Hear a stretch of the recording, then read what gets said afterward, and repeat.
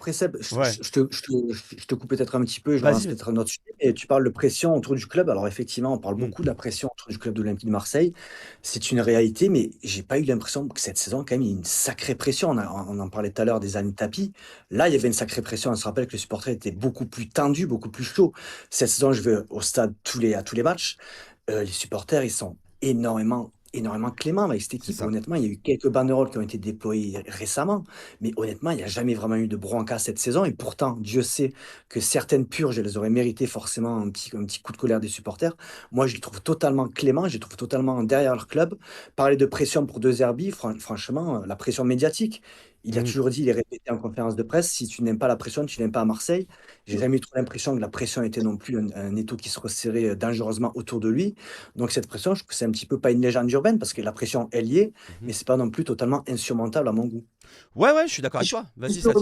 rebondir, si je peux rebondir là-dessus, en fait, tu as totalement raison, Bastien. Je suis entièrement d'accord avec toi que les supporters ont été très patients, qu'on n'a pas eu de bronca, qu'on n'a pas eu de sifflet. Mmh. Mais je pense que la pression n'est pas à ce niveau-là. La pression, elle a été médiatique.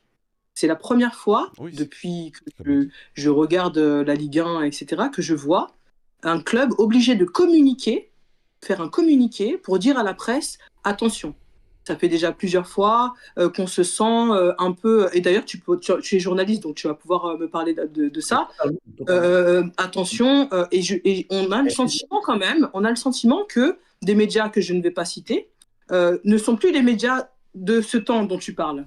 Avant, on avait, je me rappelle, la grande époque de Canal+, on avait des plateaux avec des médecins du sport, et on sent qu'au final, aujourd'hui, la télé court après des parts de marché récupérées par les réseaux sociaux et un peu plus dans la désinformation, le buzz, le bad buzz. Essaye de créer un petit peu, si vous voulez, plutôt des thèmes qui fonctionnent, plutôt que d'aller chercher vraiment informer. Et le problème, c'est que il y a un retentissement auprès de la direction par rapport à ces médias, et aussi auprès des supporters qui sont beaucoup plus jeunes, qui n'ont pas eu cette époque, nous, qu'on a connue, et qui n'arrivent pas à faire la part des choses, qui n'arrivent pas à comprendre la désinformation et à comprendre le système médiatique aujourd'hui qui parasite un peu notre club. Donc je ne sais pas ce que vous en pensez, mais je trouve que au-delà des supporters dans dans le Vélodrome, on a vraiment eu ça cette saison, et depuis 18 mois, depuis le départ de ce projet, j'ai l'impression qu'il y a eu, sans rentrer dans le complotisme, hein, bien sûr, Mmh. mais un acharnement un peu médiatique comme ça, où on tire sur De Zerbi, on tire sur ses méthodes, on tire sur les joueurs, et ça n'a pas arrêté. C'était sans cesse comme ça. Bien sûr, bien sûr. Bastien, tu peux Ouais, en vrai. c'est une réalité, tu as raison de le souligner, mais tu as raison sur cette fausse qualité, on va dire, journalistique en 2026. Je la partage malheureusement forcément, puisque ça fait 20 ans que je suis dans le métier. J'ai vu un petit peu le métier de journaliste un petit peu sombrer, pour être tout à fait honnête avec vous, donc je partage pas toujours cette chute libre, on va dire ça comme ça. Mais je tiens à préciser un truc, c'est que, a priori, hein, si j'ai bien compris la chose, c'est que De Zerbi était très remonté contre certains consultants d'une radio sportive qu'on ne citera pas. Mmh. Ce qui me dérange un petit peu, c'est qu'il s'attaque effectivement à des consultants. Pour moi, un consultant n'est pas forcément un journaliste. On Mmh. va parler de Jérôme Rotten, de Christophe Dugarry, qui ne sont absolument pas des journalistes qui ont forcément un pignon sur rue, forcément, puisque ce sont des grands noms.